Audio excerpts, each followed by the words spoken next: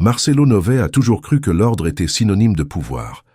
Chaque détail de son bureau en témoignait, la table parfaitement alignée, les cadres symétriques, le silence absolu après les heures de bureau. Ce soir-là, en entrant au 42e étage, il s'attendait à retrouver exactement le même décor de toujours.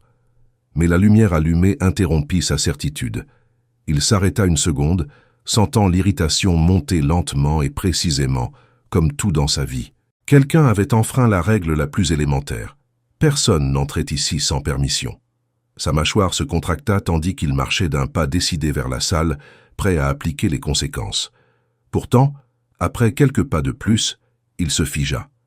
Une femme dormait dans son fauteuil en cuir italien. Ce n'était pas une sieste discrète, c'était un sommeil profond, lourd, de ce que le corps exige lorsqu'il atteint ses limites. L'uniforme bleu marine du service de nettoyage contrastait avec l'environnement sophistiqué. Marcelo sentit la colère bouillir, mais aussi quelque chose d'inattendu, de la surprise. Il s'approcha en silence, observant des détails qu'il aurait normalement ignorés. Le chignon défait, les mains détendues, le visage fatigué mais serein.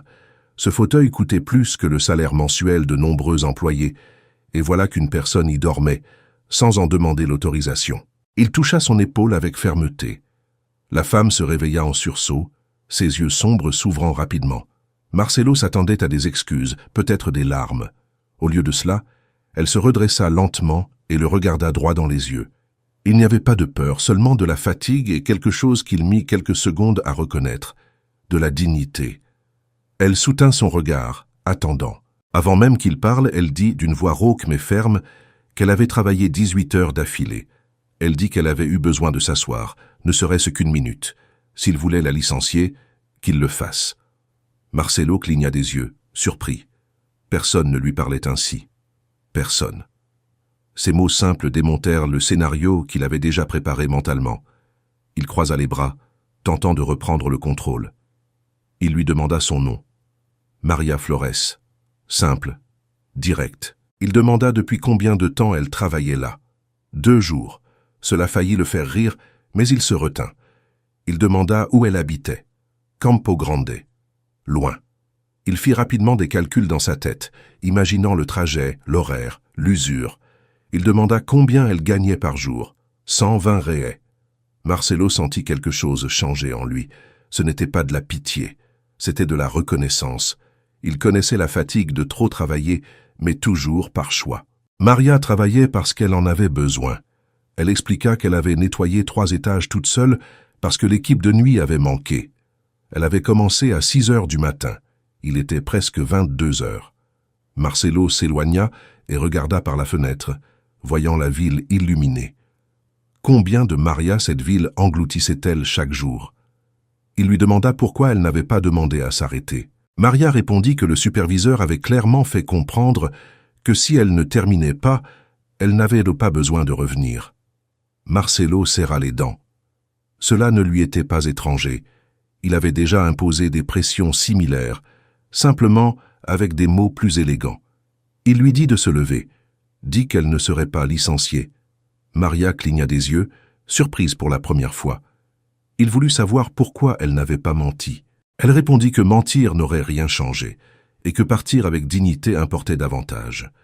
Cette réponse frappa Marcelo de plein fouet. Il tira une chaise et s'assit face à elle, chose qu'il ne faisait jamais. Il lui demanda pourquoi quelqu'un travaillerait autant pour si peu. Maria parla de ses filles, Isabella et Sofia, de sa mère malade, du loyer, de l'absence du père des filles. Elle parla sans drame, juste les faits. Marcelo écouta en silence, sentant quelque chose d'ancien remuer en lui. La conversation se poursuivit, inattendue, profonde. Marcelo demanda si elle avait des rêves. Maria raconta qu'elle voulait être infirmière, mais que la vie avait pris un autre chemin. Elle parla du désir simple d'avoir un jour de congé avec ses filles, sans culpabilité. Marcelo perçut le contraste brutal entre ce rêve et sa propre vie remplie d'excès. Quand il lui demanda si elle était heureuse, Maria répondit qu'elle pratiquait la gratitude, car le bonheur constant était un luxe. Cette phrase résonna longtemps. En quittant l'immeuble, il lui proposa d'aller dîner. Maria hésita, méfiante, mais accepta à condition de payer le dessert. Au restaurant, Marcelo observa comment elle réagissait à tout avec une curiosité authentique. C'était comme si elle vivait quelque chose de rare. Ils parlèrent de nourriture, de famille, de choix. Il rit pour la première fois depuis longtemps. Ensuite, il lui proposa de la raccompagner jusqu'à Campo Grande. Dans la voiture, ils parlèrent de communauté, de voisins, de sécurité, d'appartenance. Maria décrivit sa vie avec honnêteté et force. Marcelo réalisa à quel point il était isolé, même entouré de confort. En arrivant devant l'immeuble modeste où elle habitait, Marcelo eut du mal à la quitter. Il demanda si les gens pouvaient changer. Maria répondit que changer était un choix quotidien. Avant de partir, il lui demanda s'il pouvait la revoir. Maria fut sincère sur ses peurs, sur le fait de ne pas vouloir être juste une distraction. Marcelo promit de ne pas disparaître. Elle accepta d'essayer. Les jours suivants, Marcelo ne put s'empêcher de penser à elle. Le lundi, il apprit que Maria serait transférée à cause d'une plainte. La colère revint, mais il se contint. Il lui demanda ce qu'elle voulait vraiment. Maria parla de dignité. Marcelo lui fit alors une proposition. Un poste administratif, un meilleur salaire, des horaires humains. Maria résista, craignant les jugements, mais il lui garantit du professionnalisme. Après réflexion, elle accepta avec des conditions claires. Marcelo accepta toutes ces conditions. Avec le temps, Maria transforma le bureau et Marcelo. L'ambiance devint plus légère. Ils se rapprochèrent en dehors du travail, avec simplicité. Marcelo rencontra les filles, la mère de Maria, et comprit que quelque chose de définitif était en train de se produire. Des mois plus tard, dans cette même salle, il lui demanda de construire une vie ensemble. Maria accepta. Sur la chaise où tout avait commencé, Marcelo comprit que la richesse, c'était partager sa vie. Il n'était plus seul. Le temps passa sans que Marcelo s'aperçoive quand il cessa de compter les jours. La routine du bureau changea, pas seulement dans les horaires ou les processus. Elle changea dans la façon dont les gens se regardaient, se parlaient, respiraient dans cet espace. Maria Flores arrivait tôt, organisait les documents, répondait au téléphone avec patience, apprenait vite et se trompait sans peur. Quand elle se trompait, elle corrigeait. Quand elle réussissait, elle ne s'en vantait pas. Marcelo observait en silence, apprenant plus qu'il n'enseignait. Lui qui avait toujours cru que le leadership venait de l'imposition, commença à comprendre qu'il venait de l'exemple. Maria ne donnait d'ordres à personne, mais tout le monde la respectait. Pas par peur, mais par confiance. En dehors du travail, les rencontres devinrent fréquentes et simples. Un café au coin de la rue, une courte promenade, une longue conversation. Marcelo se mit à attendre ces moments comme on attend de l'air après une longue plongée. Maria ne chercha jamais à l'impressionner, ne demanda jamais rien d'autre que sa présence, et cela le désarmait. Lui, habitué aux négociations complexes, se surprit à apprendre à écouter sans interrompre, à parler sans calculer les gains. Les filles de Maria entrèrent dans sa vie naturellement. Isabella aimait poser des questions difficiles, Sofia préférait observer. Marcelo apprit à s'asseoir par terre, à jouer, à rire fort. Il apprit que le temps partagé valait plus que n'importe quel cadeau. Tonacé, la mère de Maria, observait tout avec prudence. Elle savait reconnaître les promesses vides et les attitudes sincères. Elle vit Marcelo venir quand il avait dit qu'il viendrait, respecter les limites, écouter plus que parler. Elle vit Maria rentrer chez elle moins fatiguée, plus présente, plus légère. La confiance vint lentement, construite par de petits gestes. Marcelo se mit à fréquenter cet appartement modeste à Campo Grande, à boire du café fort dans la cuisine exiguë, à écouter des histoires anciennes. Il comprit qu'il y avait là quelque chose qu'il n'avait jamais eu, un sentiment d'appartenance. Au bureau, les associés s'étonnèrent du changement. Marcelo ne criait plus, ne menaçait plus, ne traitait plus les gens comme des chiffres. Certains se méfièrent, d'autres s'adaptèrent. Les résultats ne chutèrent pas. Au contraire, ils s'améliorèrent. Les gens motivés produisaient davantage. Marcelo sourit en réalisant que l'humanité n'était pas ennemie de l'efficacité. Elle en était l'alliée. Maria, elle, progressait professionnellement sans perdre son identité. Elle restait ferme, directe, digne. Elle n'utilisa jamais sa proximité avec Marcelo pour en tirer avantage. Au contraire, elle tenait à maintenir des limites claires. Cela ne fit qu'augmenter le respect de tous. Des mois plus tard, ce vendredi silencieux, Marcelo prépara le bureau pour Maria. Les bougies, la lumière tamisée, la ville en arrière-plan. Il ne prépara pas de discours, il décida simplement de dire la vérité. Quand Maria entra, elle reconnut l'espace et sentit le poids du passé et du présent se rencontrer. Marcelo parla de changement, de peur, de courage. Il parla de l'homme qu'il avait été et de celui qu'il devenait. Maria écouta, émue, sans l'interrompre. Quand il lui demanda de construire une vie ensemble, il ne promit pas la facilité. Il promit la présence. Il promit le choix quotidien. Maria accepta parce qu'elle vit une cohérence entre les paroles et les actes. L'étreinte qu'ils échangèrent cette nuit-là ne fut pas d'euphorie, mais de reconnaissance.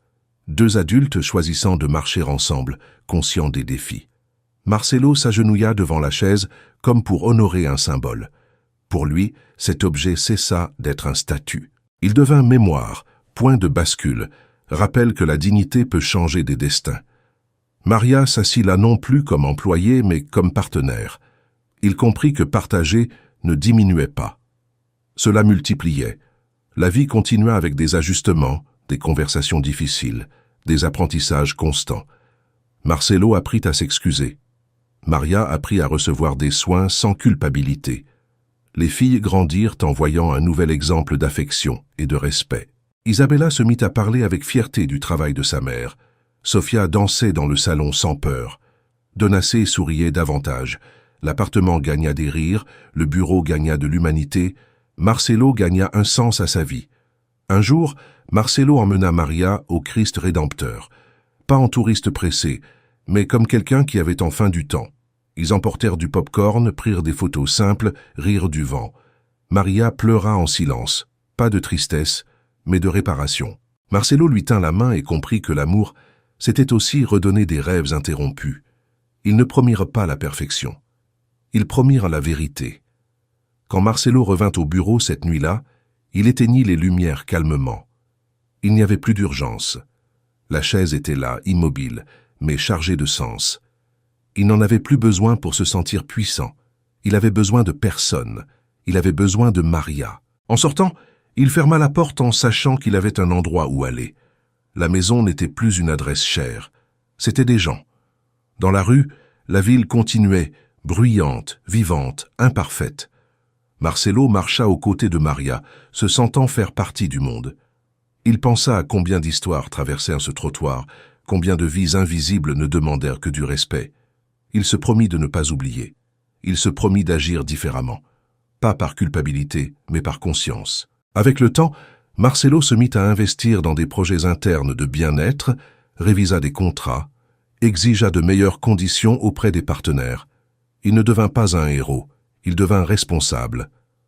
Maria participa aux décisions, donna son avis, grandit. Elle étudia le soir, reprit d'anciens rêves. Marcelo la soutint sans contrôler. Il apprit qu'aimer, ce n'était pas diriger la vie de l'autre, c'était marcher à ses côtés. Quand on lui demandait ce qui avait changé, Marcelo souriait et disait peu. Il n'avait pas besoin d'expliquer. Les vrais changements ne cherchent pas les applaudissements, ils cherchent la cohérence. Et la cohérence était là, dans les petits gestes quotidiens, dans le café partagé, dans le bus évité, dans le temps rendu.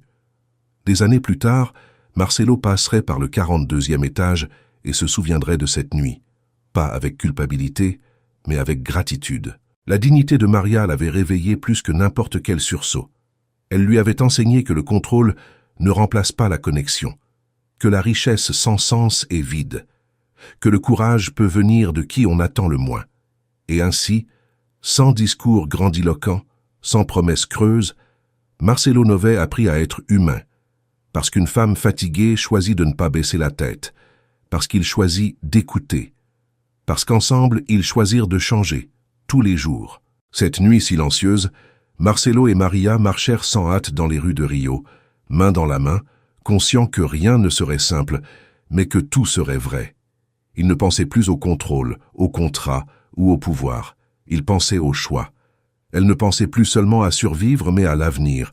Les filles dormaient en sécurité, la ville respirait autour d'eux, et quelque chose de nouveau s'installait entre eux. Ce n'était pas un conte de fées, c'était un engagement. Deux mondes différents qui décidèrent de marcher ensemble, non par hasard mais par courage. Et cela pour eux deux était plus que suffisant.